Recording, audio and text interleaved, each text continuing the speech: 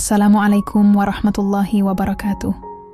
Selamat datang di Salsabiala Bercerita, tempat di mana kisah rumah tangga sederhana menjadi inspirasi yang luar biasa.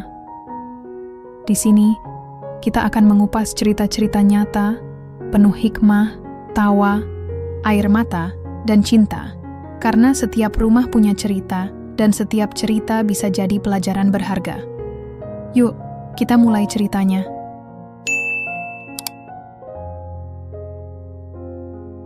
Aku mulai curiga sejak 2 minggu lalu. Raka, suamiku, tiba-tiba jadi pendiam. Pulang kerja langsung ke kamar, chatnya lama dibalas, dan kalau ditanya, jawabnya cuma, nggak ada apa-apa.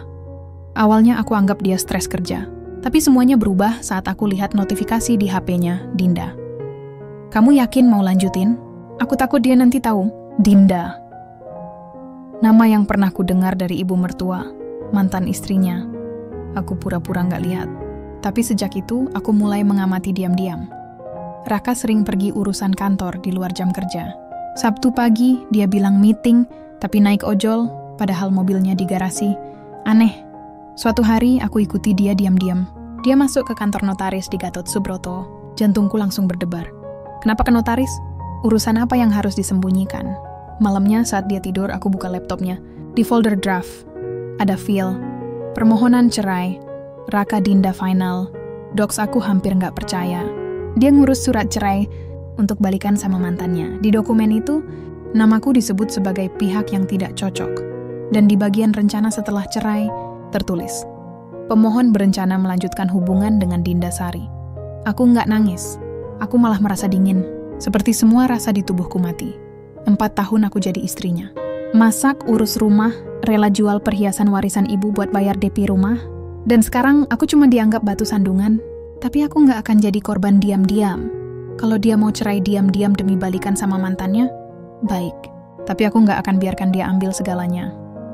Besok pagi aku langsung transfer separuh tabungan bersama ke rekening pribadiku. Lalu telepon sahabatku buat bantu jual perhiasan.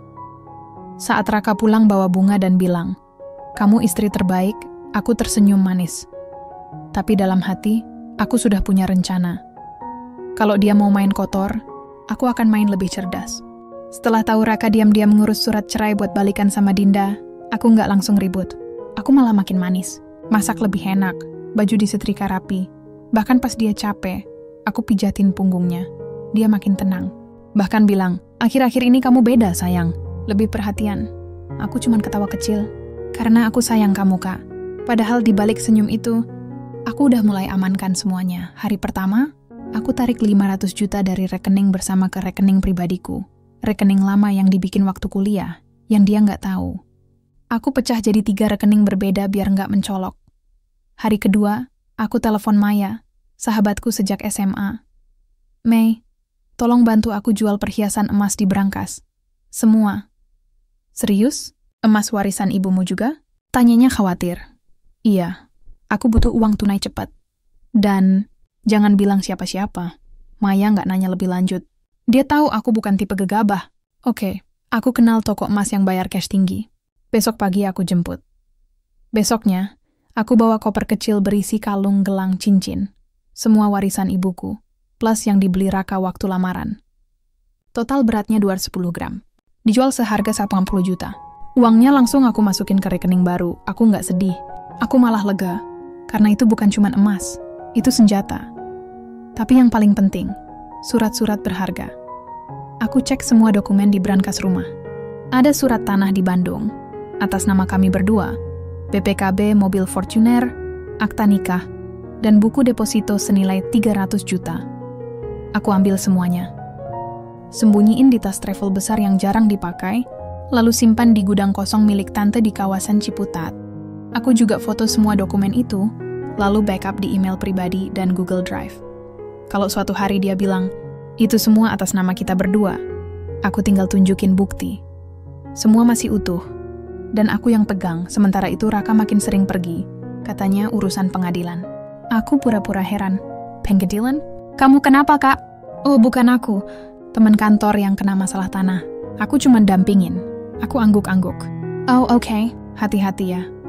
Dalam hati, aku tahu, dia pasti ngurus sidang cerai. aku coba cari tahu lebih dalam soal Dinda. Lewat media sosial, aku nemu akun Instagramnya.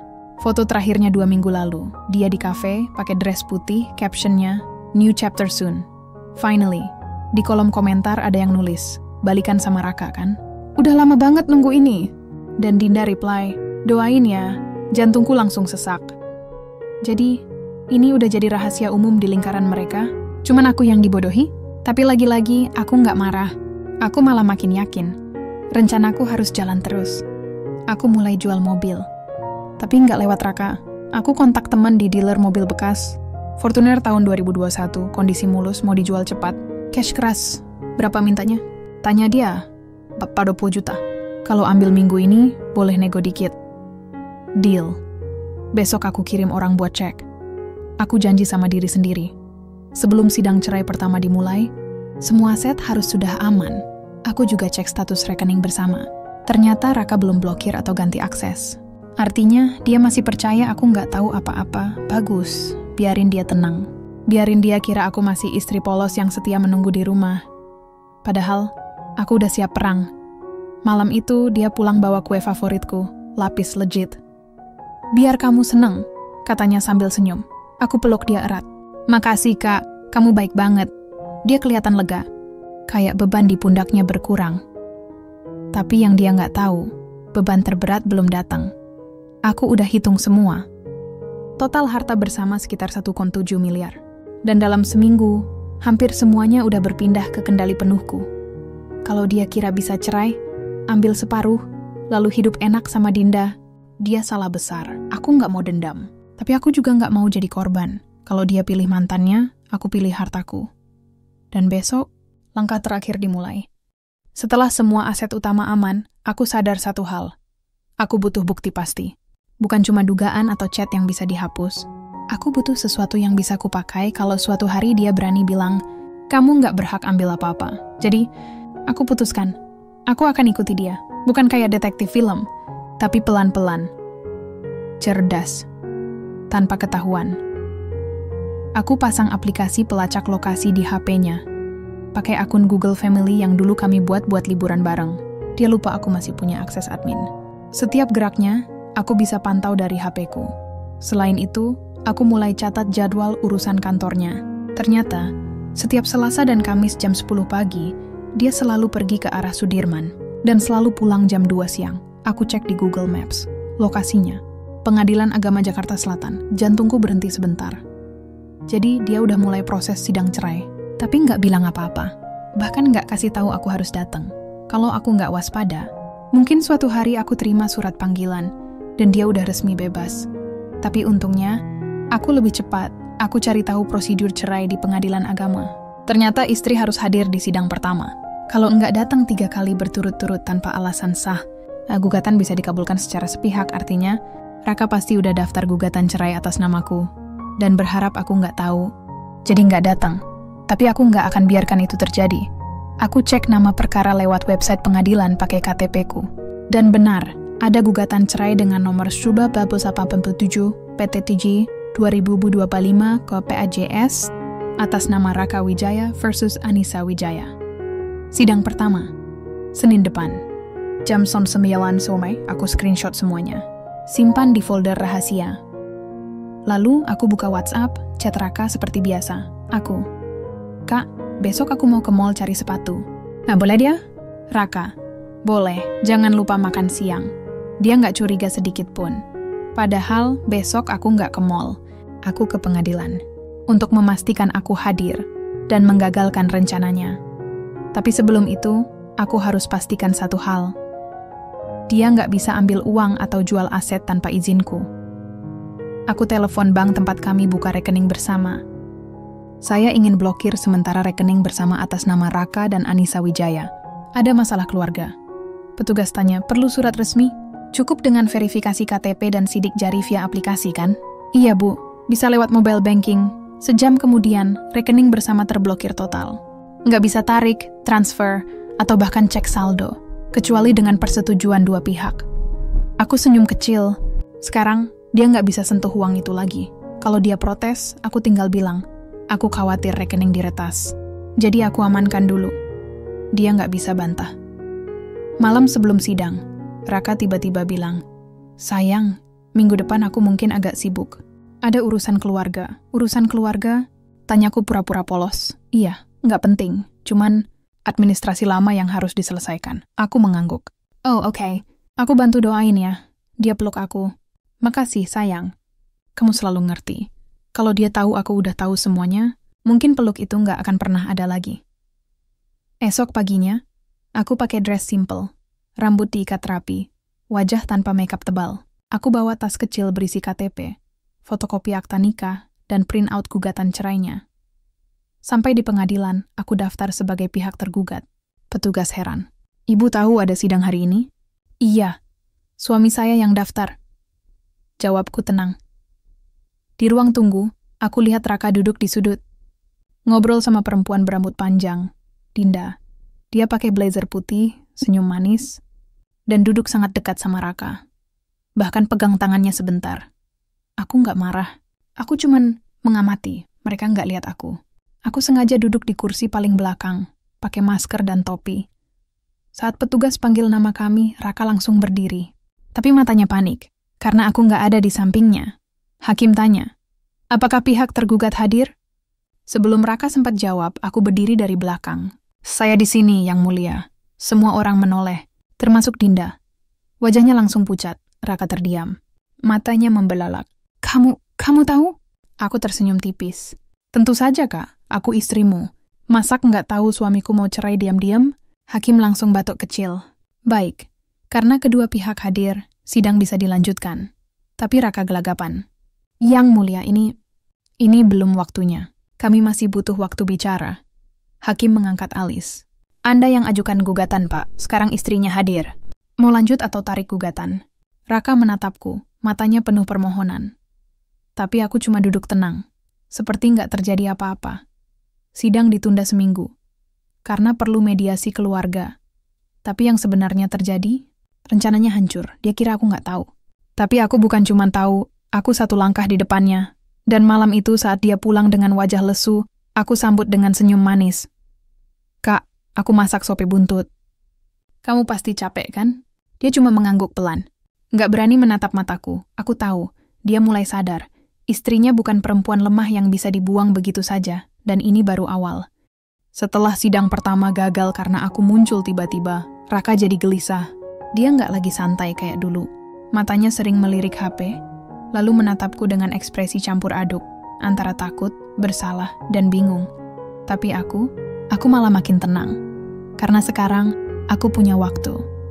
Sidang ditunda seminggu untuk mediasi keluarga. Artinya dia nggak bisa langsung cerai. Dan selama seminggu itu, aku akan selesaikan semuanya. Aku udah amankan uang dan perhiasan. Aku blokir rekening bersama. Tapi masih ada satu hal besar yang belum kuselesaikan. Rumah dan tanah di Bandung. Rumah tempat kami tinggal sekarang atas nama Raka. Tapi DP-nya dari uangku. Tanah di Bandung atas nama kami berdua. Hasil jual tanah warisan almarhum ayahku.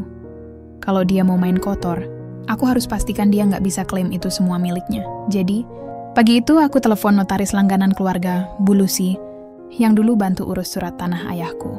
"Bu, saya mau urus balik nama sertifikat tanah di Bandung." Tapi, tanpa sepengetahuan suami. Bu Lucy diam sebentar. "Ada masalah, Nes?" "Dia mau cerai diam-diam, Bu. Dan rencananya balikan sama mantan.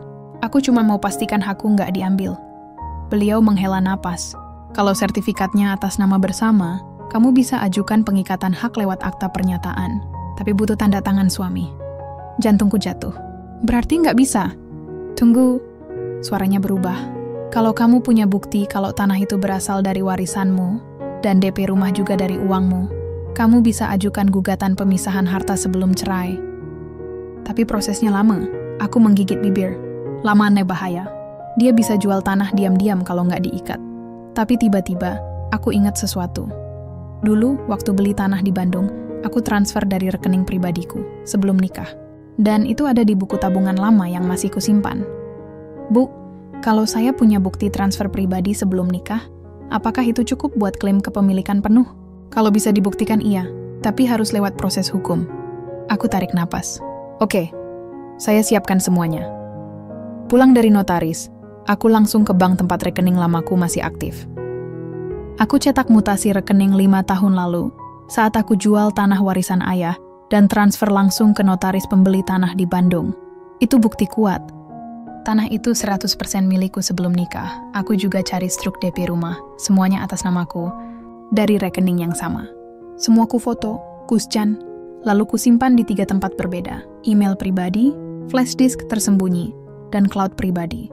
Kalau suatu hari dia bilang, itu semua harta bersama, aku tinggal tunjukin. Ini semua berasal dari uangku sendiri. Sore itu Raka pulang lebih awal. Wajahnya lelah. Sayang, kita perlu ngobrol, katanya pelan. Aku pura-pura kaget. Ada apa, Kak? Dia duduk di sofa, gugup. Aku mungkin terlalu terburu-buru soal urusan administrasi belakangan ini. Aku diam, biarin dia ngomong. Tapi kamu nggak usah khawatir. Apapun yang terjadi, aku pastikan kamu tetap punya tempat tinggal dan uang. Aku tersenyum tipis. Maksud kamu, kalau kita cerai? Dia terdiam. Lalu mengangguk pelan. Kenapa kamu nggak bilang dari awal, Kak? Dia menunduk. Aku takut kamu terluka. Tapi kamu udah daftar gugatan cerai tanpa bilang apa-apa. Bahkan bawa Dinda ke pengadilan. Dia langsung mendongak. Kamu lihat dia? Iya, dan aku juga lihat gugatan cerainya. Lengkap dengan rencana kamu balikan sama dia. Dia pucat. Nis, aku nggak marah, Kak. Potongku tenang. Tapi aku juga nggak bodoh. Dia terdiam lama. Lalu berbisik, aku masih sayang kamu. Aku tertawa kecil. Kalau kamu sayang, kamu nggak akan ngurus surat cerai diam-diam buat balikan sama mantan. Dia nggak bisa jawab. Aku berdiri. Tapi nggak apa-apa. Aku ngerti. Kamu pilih dia. Aku pilih diriku sendiri. Malam itu, setelah dia tidur, aku buka laptop lagi. Aku cek riwayat pencarian di browsernya. Dan aku temukan sesuatu yang bikin darahku mendidih. Cara jual tanah tanpa sepengetahuan istri. Apakah suami bisa ambil uang rekening bersama sendirian? Syarat cerai sepihak tanpa kehadiran istri. Jadi, dia masih berusaha cari celah. Tapi yang dia nggak tahu, aku udah tutup semua pintu itu. Rekening terblokir. Dokumen asli di tangan aku. Bukti kepemilikan tanah aman. Dan aku udah hadir di sidang. Artinya, dia nggak bisa cerai sepihak. Dia mungkin punya rencana. Tapi rencanaku lebih dulu jalan. Esok pagi, aku bangun lebih awal. Aku bawa tas kecil ke kantor pos. Kirim dokumen penting ke kotak penyimpanan pribadi atas namaku sendiri. Lalu, aku buka rekening baru di bank berbeda. Dan transfer sisa uang tunai ke sana. Aku juga daftar akun baru di marketplace. Mulai jual perabot rumah yang jarang dipakai. TV, kulkas cadangan. Bahkan lukisan di dinding. Semua uangnya masuk ke rekening yang dia nggak tahu. Aku bukan lagi istri yang duduk manis menunggu nasib. Aku sekarang komandan pasukanku sendiri. Dan perang ini akan aku menangkan tanpa harus teriak satu kata pun. Setelah aku muncul di sidang dan tunjukkan bahwa aku tahu semuanya, Raka jadi seperti orang kehilangan arah. Dia nggak lagi pergi seenaknya. Chatnya balas cepat, bahkan mulai bantu cuci piring. Sesuatu yang nggak pernah dia lakukan sejak tahun pertama nikah. Tapi aku tahu, itu bukan karena dia berubah. Itu karena dia takut. Takut aku bongkar semuanya ke keluarganya. Takut aku lawan di pengadilan. Takut Dinda tahu kalau rencananya kacau. Dan justru karena itu, aku makin manis. Aku masak rendang. Masakan favoritnya yang udah lama nggak kubuat. Aku setrika baju kerjanya rapi. Lipat perlahan. Taruh di lemari dengan pengharum lavender. Bahkan aku siapkan bekal siang buat dia. Lengkap dengan note kecil. Jangan lupa makan, suamiku sayang. Dia baca note itu, lalu menatapku dengan mata berkaca-kaca. Kamu masih sayang aku ya? Aku senyum. Tentu saja, Kak. Kamu suamiku. Dia peluk aku erat. Tapi pelukannya terasa rapuh. Seperti dia tahu ini mungkin pelukan terakhir. Aku biarin dia percaya. Biarin dia kira aku masih istri yang lembut, penurut dan mudah dimanipulasi. Padahal, di balik senyum ini, rencanaku hampir selesai. Sementara berpura-pura jadi istri sempurna, aku diam-diam selesaikan langkah terakhir. Pertama, aku urus surat kuasa pribadi ke notaris, tanpa sepengetahuan Raka, yang memberiku hak penuh mengelola aset atas namaku sendiri, termasuk tanah di Bandung. Surat itu sah secara hukum, dan bisa kupakai kapan saja. Kedua, aku hubungi pengacara perempuan yang dulu direkomendasikan temanku. Namanya Bu Rina, spesialis kasus perdata dan perceraian. Saya butuh bantuan, kataku lewat telepon. Suami saya ajukan cerai diam-diam buat balikan sama mantan. Tapi saya udah amankan harta. Sekarang, saya mau pastikan dia nggak bisa klaim apa-apa. Bu Rina langsung paham. Kalau kamu punya bukti kepemilikan aset sebelum nikah dan bukti transfer pribadi, kamu bisa ajukan gugatan pemisahan harta pracerai. Bahkan, kamu bisa minta ganti rugi kalau dia terbukti selingkuh atau berencana menipu. Aku mengangguk meski dia nggak lihat. Saya punya semua buktinya. Bagus. Jangan tanda tangan apapun tanpa saya dampingi. Dan jangan pernah setuju cerai di luar pengadilan. Saya nggak akan, jawabku tegas. Hari demi hari berlalu. Raka makin sering di rumah. Bahkan ajak aku jalan ke taman. Hal yang udah lama nggak kami lakukan. Tapi aku tetap waspada. Aku perhatikan, dia masih sering buka HP diam-diam. Kadang senyum kecil. Aku yakin, dia masih chat sama Dinda. Tapi kali ini, Dinda mungkin mulai ragu, karena rencana mereka nggak jalan mulus. Aku cek akun Instagramnya diam-diam, postingan terbarunya. Sometimes what you thought was a second chance is just a dead end. Kadang yang kamu kira kesempatan kedua, cuma jalan buntu. Aku tersenyum tipis. Berarti Dinda mulai sadar. Raka sekarang nggak punya apa-apa, karena semua yang dia kira harta bersama udah di tangan aku.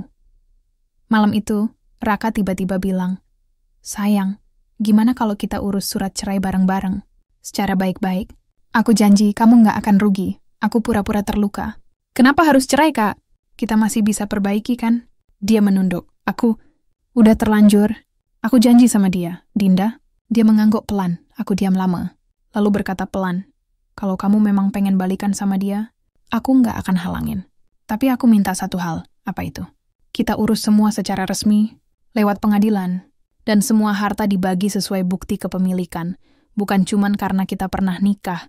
Dia terlihat lega. "Tentu, aku nggak mau kamu rugi." Aku tersenyum. "Makasih, Kak. Tapi dalam hati, aku tahu, dia nggak punya apa-apa untuk dibagi. Karena semuanya, uang, tanah, emas, bahkan mobil, sudah jadi milikku secara hukum.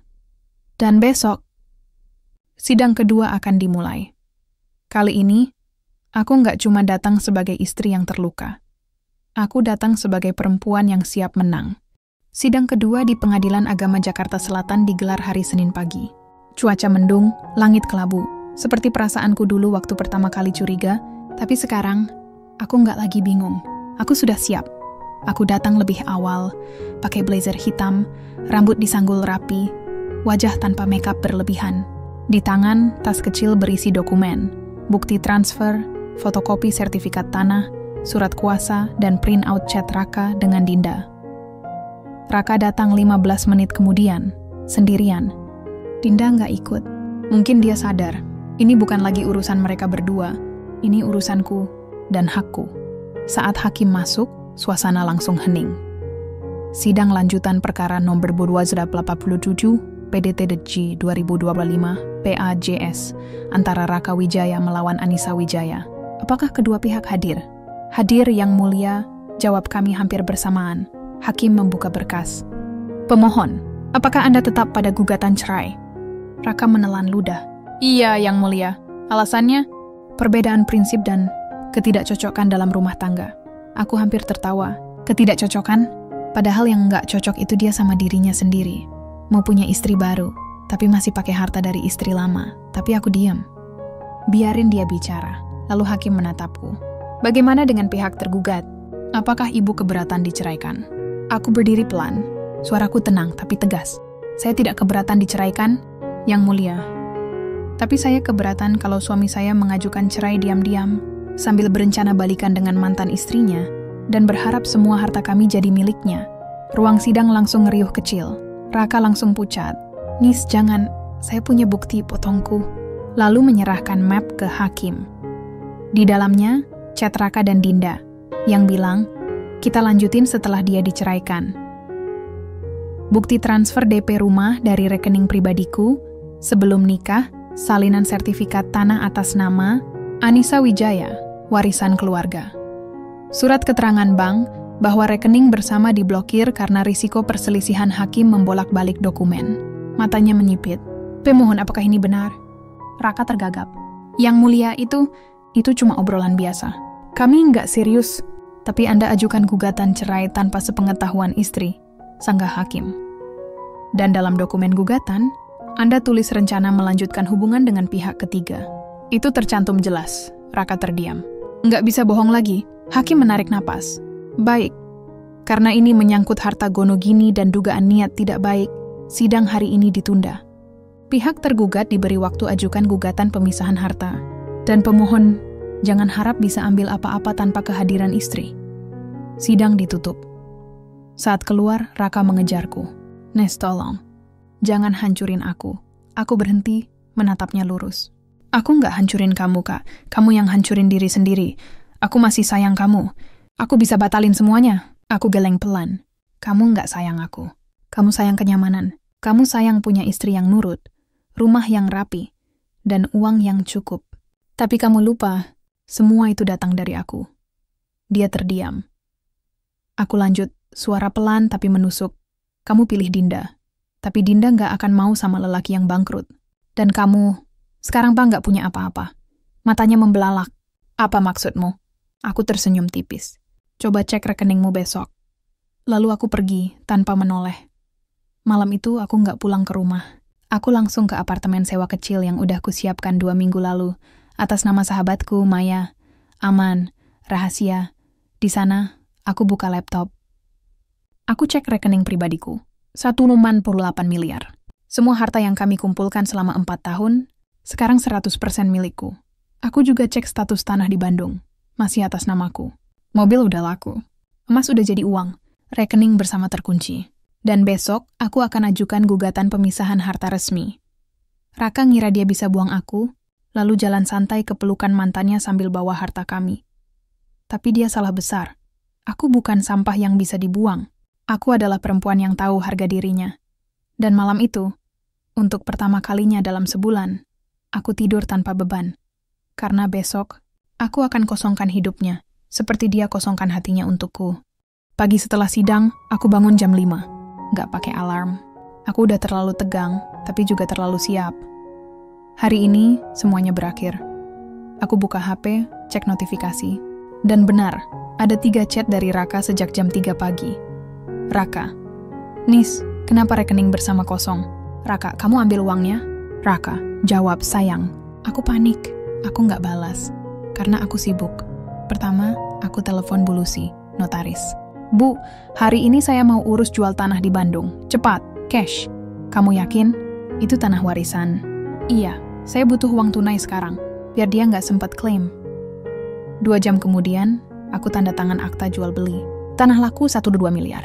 Uangnya langsung masuk ke rekening baru, atas nama perusahaanku sendiri, yang kubuat seminggu lalu. Kedua, aku hubungi teman di properti. Rumahku di Pondok Indah mau dijual cepat. Harga 80% dari pasaran, asal cash keras dan akad hari ini. Serius? Itu rumah bagus, Nis. Iya, aku butuh uang, dan aku nggak mau tinggal di sana lagi. Dia setuju. Siang itu, pembeli datang. Investor yang udah lama incar rumah itu. Kami akad di notaris. Rumah laku 3,5 miliar, semua uangnya masuk ke rekening terpisah. Raka nggak punya akses sama sekali. Sore harinya, aku kembali ke rumah, untuk terakhir kalinya. Raka ada di ruang tamu, wajahnya pucat, mata bengkak. Dia pegang HP, kayak orang kehilangan arah. Kamu jual rumah? Suaranya serak. Aku masuk tenang, bawa koper besar. Iya, tanpa bilang aku. Kamu juga nggak bilang aku waktu ngurus surat cerai, kan? Dia terdiam, lalu berdiri, suaranya mulai tinggi. Tapi itu rumah kita. Harta bersama. Bukan, jawabku dingin. DP-nya dari uangku. Cicilan awal dari gajiku, kamu cuma bayar 30% terakhir. Dan itu pun dari bonus yang seharusnya buat tabungan anak. Tapi kamu habiskan buat jalan-jalan sama Dinda. Dia terpaku. Kamu tahu soal itu? Ya, aku tahu semuanya. Aku buka lemari, ambil sisa barangku. Baju, sepatu, foto keluarga. Semua yang berharga buatku, bukan buat dia. Kamu nggak bisa begini, Nis. Aku nggak punya apa-apa sekarang. Aku berhenti menatapnya. Itu salahmu sendiri, Kak. Kamu kira aku lemah. Kamu kira aku nggak akan melawan. Tapi kamu lupa, aku yang bangun semua ini. Dia jatuh duduk di sofa. Aku cuma pengen bahagia lagi. Bahagia itu nggak dibangun di atas pengkhianatan. Balasku pelan. Dan Denda, dia udah unfollow kamu di Instagram tadi pagi. Cek aja, matanya membelalak. Dia buka HP dan wajahnya langsung hancur. Aku tinggalkan 1 amplop di meja. buka kalau aku pergi. Lalu aku angkat koper, keluar rumah, dan gak pernah menoleh lagi. Di dalam mobil taksi, aku buka HP. Aku cek saldo. Total aset bersihku sekarang 5,4 miliar. Semua atas namaku, aman, bersih. Sementara Raka, rekening kosong rumah laku. Tapi dia gak dapat apa-apa tanah dijual. Atas nama aku mobil, udah raib bahkan, Dinda ninggalin dia kehilangan semuanya dalam 24 jam. Bukan karena aku jahat, tapi karena dia main api. Aku gak ambil lebih dari hakku. Aku cuma ambil apa yang memang milikku, dan pastikan dia gak bisa pakai itu buat hidup enak bareng mantannya. Malam itu, di apartemen baruku, aku buka amplop yang kutinggalkan buatnya. Isinya cuma secarik kertas, tulisan tanganku. Kamu pilih mantanmu. Aku pilih hartaku. Sekarang, kamu punya dia, tapi kamu nggak punya apa-apa. Selamat menikmati. 3 hari setelah aku tinggalkan rumah, Maya, sahabatku, datang ke apartemen sambil bawa kopi dan wajah penuh cerita. Kamu tahu berita terbaru soal Raka? Tanyanya duduk di sofa kecilku, aku geleng. Enggak, aku sengaja nggak cek apa-apa. Maya ketawa kecil. Wah, kamu bakal seneng denger ini. Ternyata, Raka nggak punya tempat tinggal. Rumah sudah resmi beralih nama ke pembeli baru. Dia coba minta tinggal di rumah orang tuanya, tapi ayahnya marah besar. Kamu buang istri baik-baik cuma buat balikan sama mantan? Sekarang kamu bangkrut? Pergi dari sini! Begitu kata ayahnya, menurut cerita tetangga. Dia sempat tidur di kantor, tapi HRD larang. Akhirnya dia numpang di kos temannya yang sempit, bayar pakai uang pinjaman. Tapi yang paling menyakitkan, Dinda benar-benar ninggalin dia. Maya tunjukin screenshot percakapan grup alumni kampus mereka. Ada yang nanya, Raka sama Dinda balikan belum? Dan salah satu teman cewek jawab, Dinda bilang, aku kira dia masih punya masa depan. Ternyata dia cuma lelaki yang kehilangan segalanya karena keserakahannya sendiri. Aku hampir nggak percaya, tapi Maya lanjut. Dinda bahkan unfollow semua akun Raka. Bahkan, dia ganti status medsos jadi single and financially stable. No time for broke access. Aku tertawa, tapi bukan karena senang. Karena ironi. Dia rela khianati aku, hancurin pernikahan kami, dan bohong bertubi-tubi, cuma buat balikan sama perempuan yang akhirnya buang dia kayak sampah begitu tahu dia bangkrut. Sore itu, Raka telepon aku. Nomornya masih aktif, mungkin pinjam HP teman. Nis, tolong, suaranya serak, kayak orang nangis. Aku nggak punya apa-apa, bahkan makan aja susah. Aku diam sebentar. Itu bukan urusanku lagi, Kak. Tapi kamu ambil semuanya. Aku nggak bisa bayar kontrakan, nggak bisa bayar utang, bahkan nggak bisa urus surat cerai. Kamu yang mulai semua ini, jawabku tenang. Kamu yang daftar gugatan cerai diam-diam. Kamu yang rencanain balikan sama Dinda. Kamu yang kira aku nggak akan tahu. Dia terisak. Aku salah, Nis. Aku benar-benar salah. Aku mau balik sama kamu. Aku rela apapun. Aku menghela napas. Kamu nggak sayang aku, Kak. Kamu cuma butuh tempat tinggal dan makanan. Kamu butuh istri yang nurut, bukan istri yang kamu cintai. Dia nggak bisa jawab. Dan satu hal, lanjutku. Kalau kamu mau cerai resmi, dan ke pengadilan, aku akan hadir. Tapi jangan harap dapat uang atau aset, karena semuanya sudah sah jadi milikku. Lalu aku tutup telepon. Nggak kasihan. Mungkin. Tapi kasihan nggak boleh lebih besar dari harga diri. Besoknya aku dapat kabar dari Bu Rina, pengacaraku. Raka datang ke kantorku, katanya lewat telepon. Dia minta bantuan urus cerai. Katanya dia rela nggak minta apa-apa. Terus, dia nangis di ruang tunggu. Bilang, aku kehilangan istri terbaik cuma karena aku bodoh. Aku diam. Hatiku nggak bergetar lagi. Nggak marah, nggak sedih, cuman lega. Bu, tolong pastikan semua proses hukum jalan sesuai aturan. Aku nggak mau dia bilang aku curang. Tenang, Nis, kamu bersih. Semua dokumen lengkap. Bahkan hakim bilang, kamu contoh perempuan yang tahu haknya. Aku tersenyum kecil. Makasih, Bu. Malam itu aku duduk di balkon apartemen kecilku. Kota berkelap-kelip. Udara sejuk. Aku minum teh hangat tanpa beban. Dulu, aku takut sendiri. Takut diceraikan. Takut dianggap gagal. Tapi sekarang, aku sadar, diceraikan bukan akhir. Dikhianati bukan kehancuran. Itu justru awal dari kebebasanku. Raka mungkin kira dia bisa buang aku, lalu hidup bahagia dengan mantannya. Tapi hidup nggak main-main kayak sinetron. Di dunia nyata, pengkhianatan itu berat hukumannya. Dan hukumannya bukan dari aku, Tapi dari kenyataan itu sendiri, dia kehilangan istri yang setia, kehilangan rumah yang nyaman, kehilangan uang yang aman, dan yang paling pedih, kehilangan perempuan yang dia kira masih mencintainya. Tapi ternyata cuma mau dia kalau kaya. Sekarang, dia benar-benar sendiri. Dan aku punya uang, aku punya kebebasan, aku punya masa depan, dan yang paling penting, aku punya diriku sendiri, utuh, kuat, dan gak perlu laki-laki buat validasi. Hujan deras mengguyur Jakarta malam itu. Aku baru saja selesai rapat online dengan calon mitra usaha. Ya, aku mulai bisnis kecil jualan skincare alami dari rumah. Modalnya dari uang hasil jual rumah. Dan alhamdulillah, sudah mulai laris. Tiba-tiba, bel apartemen berbunyi. Aku lihat kamera keamanan di luar. Basah kuyup, berdiri Raka. Dia nggak pakai jaket. Rambutnya acak-acakan. Matanya merah. Di tangannya, tas kecil. Mungkin semua barangnya sekarang. Aku hampir nggak mengenali dia. Dulu, dia selalu rapi, wangi, pakai jam tangan mewah. Sekarang, dia kelihatan kayak orang yang kehilangan arah hidup. Aku ragu sebentar. Tapi akhirnya, aku buka pintu. Bukan karena kasihan, tapi karena aku ingin ini benar-benar berakhir. Masuk, kataku datar. Dia masuk, gemetar. Air hujan menetes dari ujung bajunya ke lantai. Makasih, bisiknya, aku kasih handuk. Dia mengelap wajah, lalu langsung jatuh berlutut di depanku. Nis, maafin aku. Aku salah. Aku bodoh. Aku egois. Aku kehilangan segalanya. Dan yang paling sakit, aku kehilangan kamu. Aku diam. Nggak suruh dia berdiri. Nggak peluk, cuma menatap. Dinda ninggalin aku. Orang tuaku ngusir aku. Teman-teman pada jauh. Aku nggak punya siapa-siapa lagi. Suara dia pecah. Tangisnya pecah. Aku rela kerja apa aja buat kamu. Jadi supir, jadi pembantu rumah. Asal kamu mau terima aku lagi. Aku tarik napas dalam. Lalu berkata pelan. Kamu datang ke sini bukan karena kamu sayang aku. Kamu datang karena kamu nggak punya tempat lain. Dia terdiam. Kalau kamu masih punya uang, masih punya rumah, masih punya Dinda, kamu nggak akan pernah kembali ke sini. Dia menunduk. Nggak bisa bantah. Aku ambil HP, buka folder rahasia, lalu tunjukin ke dia. Semua bukti yang dulu kusimpan. Chat dia dan Dinda rencanain balikan. Bukti dia daftar gugatan cerai tanpa sepengetahuanku foto dia, dan Dinda di depan pengadilan screenshot postingan Dinda.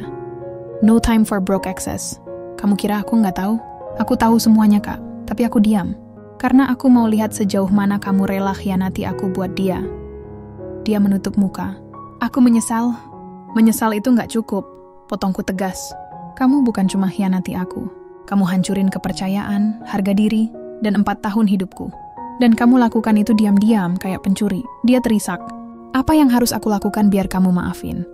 Aku geleng. Aku nggak akan maafin. Bukan karena aku dendam, tapi karena aku nggak bisa percaya lagi. Lalu aku berdiri. Tapi aku nggak benci kamu. Aku cuman nggak punya tempat buat kamu di hidupku lagi. Dia terdiam lama, lalu perlahan berdiri. Kalau begitu, aku cuma minta satu hal. Apa? Boleh aku peluk kamu? Sekali saja, aku lihat matanya. Nggak ada kepura-puraan. Cuma penyesalan yang dalam. Aku mengangguk pelan. Dia peluk aku. Pelan, lemah. Seperti orang yang kehilangan sesuatu yang nggak akan pernah kembali. Lalu dia lepas pelukan itu, ambil tasnya, dan bilang, semoga kamu bahagia. Nis, kamu juga, Kak, jawabku. Tapi mulai sekarang, hidup kita nggak nyambung lagi. Dia pergi. Masuk ke hujan malam. Dan kali ini, aku yang menutup pintu. Setelah itu aku duduk di sofa. Nggak nangis. Nggak lega berlebihan, cuman tenang. Karena aku tahu, aku nggak kehilangan suami. Aku kehilangan ilusi. Ilusi bahwa cinta cukup. Ilusi bahwa kesetiaan itu otomatis. Ilusi bahwa pernikahan itu benteng aman. Tapi sekarang, aku punya sesuatu yang lebih kuat. Keyakinan pada diriku sendiri. Dan besok, sidang terakhir akan digelar. Aku akan resmi jadi Anissa. Bukan lagi Anissa Wijaya, tapi Anissa yang utuh, mandiri, dan layak bahagia. Sidang terakhir digelar pada hari Jumat pagi. Tepat 1 bulan setelah aku pertama kali lihat notifikasi dari Dinda di HP Raka. Cuaca cerah, langit biru, seperti hidupku sekarang. Ringan dan jelas. Aku datang sendirian. Nggak pakai pengacara kali ini, karena semuanya sudah disepakati. Raka menyetujui semua isi gugatan pemisahan harta. Dia nggak protes, bahkan nggak datang.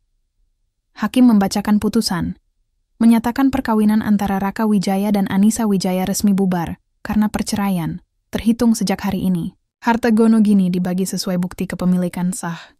Pihak tergugat, Anissa, berhak atas seluruh aset yang terbukti berasal dari dana pribadinya sebelum dan selama pernikahan. Selesai. Aku keluar dari pengadilan, napas lega. Bukan karena menang, tapi karena semuanya berakhir dengan bersih. Nggak ada dendam, nggak ada ribut, nggak ada drama di medsos.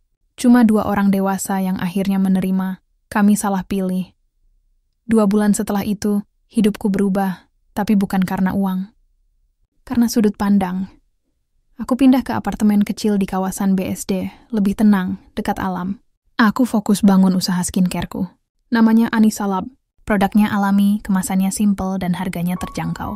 Alhamdulillah, orderan mulai banyak. Bahkan dapat tawaran kerja sama dari toko online besar.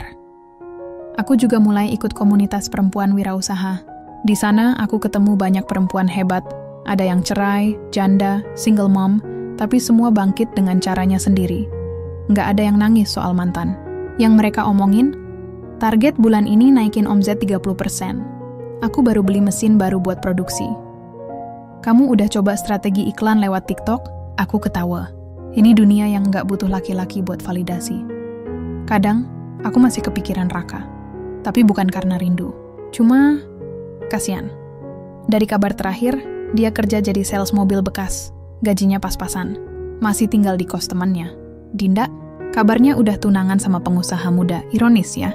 Dia rela hancurin pernikahan demi balikan sama mantan. Tapi yang dia dapat cuma kenangan pahit dan dompet kosong. Tapi aku nggak seneng lihat dia jatuh. Aku cuma nggak peduli lagi. Karena energiku sekarang buat hal-hal yang membangun, bukan menghancurkan. Suatu sore, aku duduk di balkon sambil minum kopi. Matahari terbenam perlahan. HP-ku bergetar. Ada notifikasi dari aplikasi keuangan. Saldo rekening utama. 6.000 aku tersenyum. Bukan karena angkanya besar, tapi karena semua itu hasil kerja kerasku sendiri dan keputusanku untuk nggak jadi korban. Aku ingat dulu, waktu pertama kali curiga, aku takut banget. Takut diceraikan, takut dianggap gagal, takut hidup sendiri. Tapi sekarang aku tahu, diceraikan bukan akhir. Dikhianati bukan kehancuran. Itu justru pintu keluar dari hubungan yang salah. Dan di balik pintu itu, ada aku yang lebih kuat, lebih bijak, lebih bebas. Kalau kamu nonton cerita ini dan sedang mengalami hal serupa, dikhianati, diremehkan, atau direncanakan dibuang diam-diam, dengar ini. Jangan biarkan pengkhianatan menghancurkanmu, ambil kembali hakmu, lindungi dirimu, dan bangun hidupmu tanpa izin dari siapapun. Karena kamu bukan milik siapa-siapa, kamu milik dirimu sendiri. Dan percayalah, hidupmu akan jauh lebih indah tanpa dia. Aku bukan istri yang gagal. Aku perempuan yang akhirnya sadar, cinta sejati gak pernah mengkhianati. Kalau kamu merasa terhubung dengan ceritaku, jangan lupa klik like, share, komen, dan subscribe channel ini, Salsabila Bercerita, supaya kamu nggak ketinggalan cerita-cerita perempuan kuat lainnya. Jangan lupa kunjungi video-video lain di channel Salsabila Bercerita, di mana setiap cerita punya ruang untuk hidup, menyentuh hati, dan menginspirasi jiwa. Terima kasih sudah menemani hari-harimu dengan cerita ini. Sampai jumpa di video berikutnya hanya di Salsabila Bercerita.